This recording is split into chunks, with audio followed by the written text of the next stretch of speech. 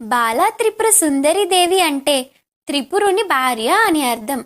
అంటే ఈశ్వరుడి భార్య అయిన గౌరీదేవి అని అర్థం. మనస్సు, బుద్ధి, చిత్తం, అహంకారం బాలా త్రిపుర సుందరి దేవి ఆధీనంలో ఉంటాయి. అభయహస్త ముద్రతో అక్షరమాల ధరించిన ఈ తల్లిని ఆరాధిస్తే మానసిక బాధలు తొలగిపోతాయి, నిత్య సంతోషం కలుగుతుంది.